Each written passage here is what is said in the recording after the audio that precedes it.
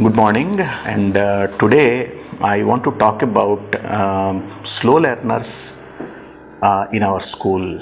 Okay, sometimes you call them a backward child, and sometimes you call them low achievers. And usually, like when the IQ rating is between 70 and 85, we call them slow learners because they have something called subnormal intelligence like. And IQ 100 is a normal child, you are all aware, but low achievers are those whose IQ rating is only between 70 and 85. Baton Hart has given a definition of a slow learner. He said a backward child is one who is unable to do the work of the class and where the educational attainment is lower than what she is capable of. Because if you study this definition very closely, he is capable of doing, but he is unable to do it. Okay, understand these two aspects clearly. And there are two kinds of people there in the class. Once there are some slow learners, but there are some reluctant learners. Let us understand the difference between them. Slow learners, they differ from reluctant learners. A slow learner means initially he wants to learn, but he has a problem with the process because he is unable to process what has to be learned. But a reluctant learner is not motivated and can also be passive. Sometimes he is aggressive and creating more problems to teachers and parents through non-cooperation. Okay, reluctant learners, they have seldom they have learning disabilities. Okay, you should demarcate here slow learners and reluctant learners. And let us find out about the slow learners. A slow learner is difficult to identify because he or she is no different in appearance and can function normally in most situations. He usually has normal physical dexterity. There is absolutely no problem. He has got adequate memory and possesses common sense also. But he is a slow learner. Okay, the fact that a slow learner possesses these qualities sometimes is why parents find it difficult to understand how their child can be a slow learner. They don't understand actually. What they need to realize is that although the child has these qualities, he or she does not have the ability to do the schoolwork. To put it in a nutshell, slow learners do well outside the classroom and show no evidence of having a medical problem also. So how do you identify them? The backward children, slow learners and all that, you can observe, okay, a simple observation by a teacher, you can have a mental test actually, so you can have a questionnaire, you can find out if they are backward or not. You can have an achievement test. Okay, this is another way of knowing whether they are backward or not. And you can maintain the personality inventory and you can do some kind of case study. And that is how normally we identify these backward children. Okay, now how do we know that these characteristics particularly, when you identify, what helps you is that the mental age is smaller than the chronological age. He may be 15, but he is behaving like, say, a 13-year-old or a 12-year-old child, and low educational attainment than what he is capable of. Okay, he is supposed to get about, say, 60%, he is somewhere at only 25 to 30%. He is unable to do the work of the class, okay, next below. And he cannot keep pace with the class even in one subject or in all subjects, because this is important actually. Slow learner can be in some subjects he can be slow, but maybe in all the subjects also he can be slow, and functions at ability but significantly below grade level. Okay, though he is functioning at the full ability, but he is significantly below the grade level and is prone to immature interpersonal relationships. The relationships he has got, they are not right relationships and all that. And he has got the difficulty in following the multi-step directions, of course. If you give him too many instructions, he gets confused. And he lives in the present and does not have long-range goals. He doesn't think about tomorrow, what is going to happen and all that. His ideas are confined only to the present. and he has got few internal strategies that like organizational skills or difficulty transferring or generalizing the information, and these skills are missing there. We call them internal strategies, and he scores consistently low in unachievement tests. Consistently he is low there. He works well, remember this very carefully, he works well with the hands-on activities. If you have hands-on material, he finds interest in them, he can learn better. Like, you think of a manipulative or think of some activities, some lab work and all that, probably he may be good. But he has got a poor self-image also. The self-esteem, self-image is very, very poor. And he works on all tasks slowly, like, you give him number of tasks, and in all the tasks he is relatively slow compared to his like counterparts there.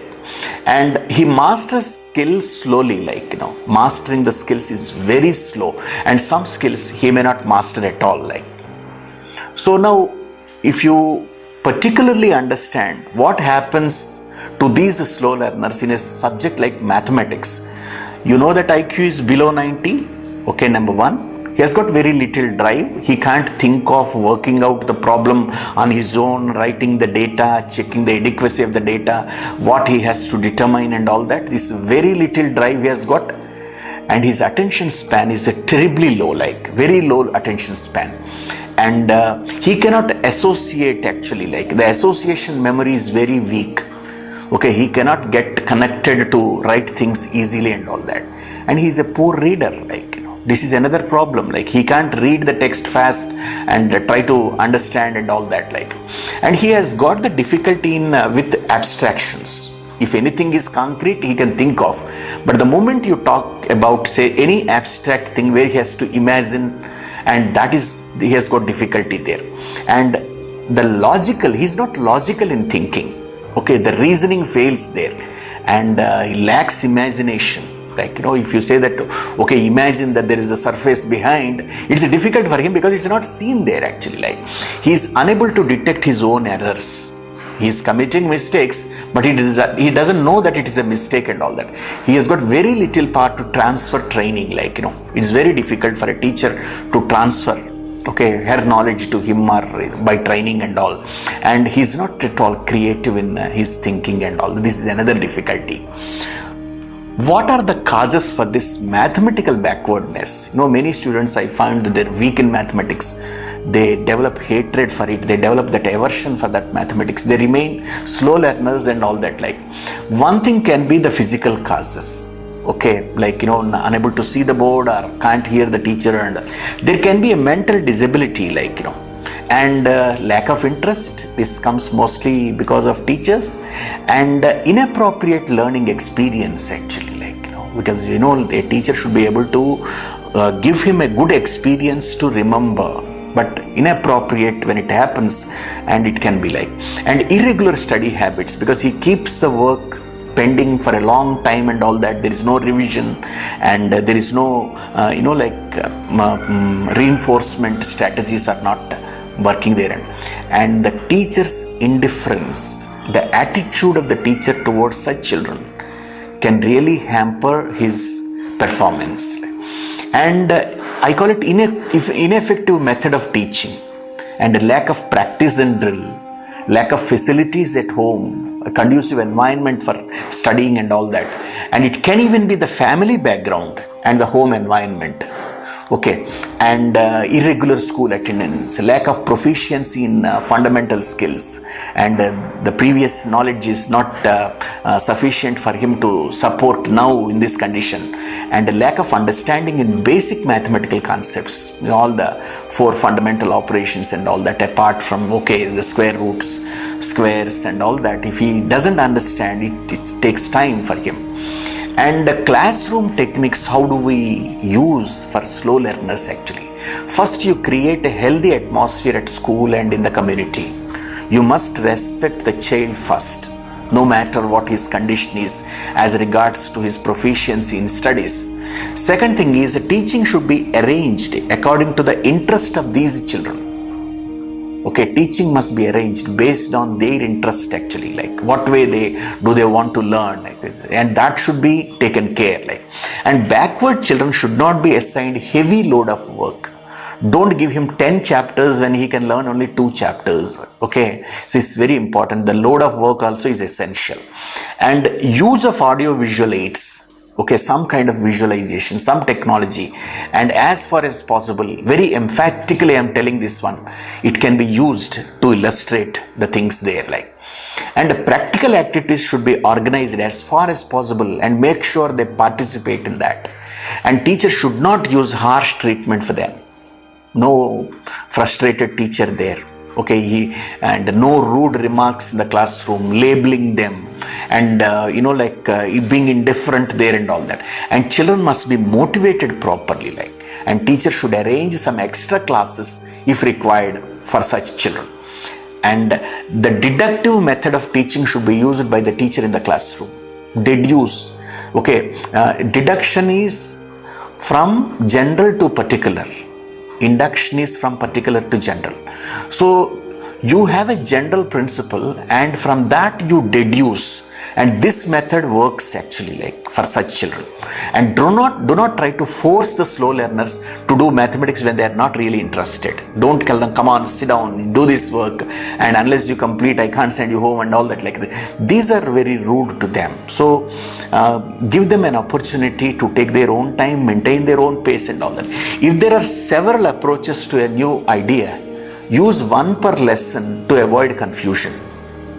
If a problem can be done in different methods, you confine only to one method for that lesson, like, if it is possible, like. Don't think of doing the problem in 3-4 different ways and all that. When a question is asked, break the question into a number of simple questions. Okay, and then you can address each of them separately and all, and try to think of new ways to review the concepts. Concepts have been learned, but to review the concepts, think of all the time different methods, what works, what doesn't work and all that, and emphasize their strengths. Tell them that these are the strengths. You can tell them, you can appreciate, use a lot of praise actually, there is nothing wrong in that, and reinforcement should happen very frequently. And make a lesson short.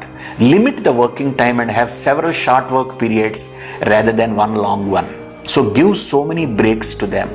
Change the activity, and make sure that these all short spells give them, understanding of these ideas and all that, like. Add variety to the academic routine. Okay, sometimes you teach in the classroom, sometimes you can take them out and teach them in the ground or whatever it is, like, you do something, but there must be variety. Do active things and use educational games, puzzles and other techniques as much as possible, like. Okay, instead of routine chalk and talk, you can think of some activities. There can be games, there can be puzzles. So when the child works out these games, like puzzles, and they build the self-esteem. Work on material, we call them manipulative, that is somewhat challenging but allows a success. You must take care of both. It should be challenging and it gives him success, and that success builds the self-esteem there. And work that is too hard or too easy is definitely a turn off for them. If he thinks that it's too easy, he's not interested. It's too hard also, it turns it off. Therefore, make sure that it is a moderate one, like, make learning fun and comfortable, like. And if the teacher has the positive attitude, and that is very, very important actually. And ask what was the best part of his day. Ask questions about the TV shows he or she watches and all that, and engage in a personal conversation. There is nothing wrong in that. And talk about what she has heard, done, and plans to do and all that, so that you can see that his thinking is encouraged there. And communicate with your students. Okay, be friendly with them and communicate with them and all that. Go over his daily work, his or her, whatever it is, go over his daily work to reinforce the learning. And slow learners need repetition, and provide meaningful and concrete activities rather than abstract. And give short directions, specific directions. This is very important, and have your child repeat them back to you. Okay, the instruction should not be too long, too complicated and all that, but simple instructions specific instructions, but they should be very short. Okay, and when they have to read, and you read and set an example by reading yourself, read slowly, they also read with you, and that should set an example for them. And stress the importance of education. Tell them that education is important occasionally. Like, don't give boring lectures on the importance of education and not educating them there. Okay, encourage the child to explore areas of interest to him or her. Let him explore the areas where they are good at and all that. And career opportunities often come from these interests, because if the slow learner or a backward child or low achiever has got some area where he can excel, you can think of turning that into a career. And this is very important. And let me talk about a few proven ideas to help the slow learners. Provide a quiet place for them to work, where the child can be easily observed and he can be motivated. Some quiet place. And keep his homework sessions very short. Don't ask him to sit for 1 hour, 2 hours and all that. Short homework sessions can help. Add a variety of tasks to the learning, even if it's not assigned, such as painting a picture of a reading assignment or something like that. So variety of tasks is important when you give some work to him to be done at home. Teach how to use a calendar to keep track of the assignments. Teach him, like, okay, let him mark, there is a reminder there, and let him understand. And read to the child if he finds it difficult for you, but be patient, be consistent actually. And unfinished tasks should not be rewarded. But if you start rewarding unfinished tasks, probably he feels that, okay, this is okay even if it is not fully done and all that. And ask questions about the assignment while the child is working. Okay, simple questions you can ask them. But mind you, challenge the child. Okay, and have the child to do the most of the difficult assignments first and leave the easier ones to later. And call it the desert principle. Don't be overprotective and all that. Students whose parents frequently intercede at school, are teaching that they do not respect their child's abilities. Parents must understand that they should respect the child's abilities, whatever the simple thing they can do and all that, And sharing the child's strengths and weaknesses could make the school year more beneficial for all concerned. So share whatever good things you have with the parents and discuss. And how do we learn if a child has got some learning disability? How do you define it actually? It is a general term used, learning disability, that refers to a heterogeneous group of disorders. There are a number of disorders there manifested by significant difficulties in the acquisition and use of listening, speaking, reading, writing, reasoning, or mathematical skills. And these disorders are intrinsic to the individual and presumed to be due to central nervous system and dysfunction of central nervous system, and may occur across the lifespan. It's not just confined only to this period, a limited period and all that. Any disorder in the central nervous system can have influence on all these activities he's doing. Problems in self-regulatory behaviors, social perception, and social interaction may exist with learning disabilities, but do not by themselves constitute a learning disability. That itself is not a learning disability per se. Okay, but let us understand what are these learning disabilities, what type you have. Usually language-based disabilities, if you just want to understand, the easiest one to follow is a dyslexia, reading problem, dysgraphia is a writing problem, and dyscalculia, calculations and math facts and all that, if there is a problem. So dyslexia, dysgraphia and dyscalculia, you should understand these are the problems related to reading work, writing and calculations part. There can be language deficits, difficulty in articulating, recalling the expressive words and all that, elaborating the similarities and differences, or identifying and using appropriate verb tenses and all that. If they get confused with the verb tenses, is a problem with the language. So there can be language deficiencies in some children. But there can be sensory perceptual disabilities also, there's a visual one, judging the distance from an object. He can't judge, visually determining the difference between two objects. You can't say that this is closer, this is farther. That's a visual difficulty actually, identifying the figure against a competing background actually, including reading a line of a text in a book, copying the information from the board. These are all difficulties for him, like, and auditory problems there can be, like detecting sounds over background noise and all that, processing the verbal instructions, sequencing those instructions, and fatigue, getting tired from listening to the lecture material and all that. And there can be execution problems or the cognitive disabilities, like, attention deficit. He can't sit quietly for some time and follow the teacher, like, inability to concentrate, remain on task, and, like budgeting the time and all that, like, if this is difficult for him, this is an executive problem, like cognitive disability actually. But there can be memory deficits also, like, inability to engage in rote. Some, like it's a rote memory. You have to memorize certain things, of course, in mathematics or sciences or whatever it is, the formulae and all that, but he can't remember them, like, memory deficit actually, like, and memorization, such as facts, tables, dates and all that, he can't remember. This is a memory deficit actually. And sometimes there can be reasoning deficit. It's an unorganized one. It's a non-logical thinking, inability to properly prioritize the tasks and all that, a difficulty with application of new material particularly, like, these are all the reasoning deficits. And many times I also see the spatial organizational difficulties, like, problems with the compass directions. They can't say this is east, this is west and all that, and right left differences, it's difficult for them. Up and down, they can't differentiate, ahead and behind and over and under, they don't understand these things, like, so spatial organizational difficulties some students may have. And therefore, if your child in your class has got some kind of difficulty, it's wise as a teacher for you to identify the difficulty, talk to the parents, and you see what best can be done and all that. Any problem which can be identified at an young age, of course you can address the problem. So teachers are the best guides, and they should have the fundamental understanding of all these difficulties, and they should share their observations with the parents, and probably both can do a wonderful job. Thank you so much.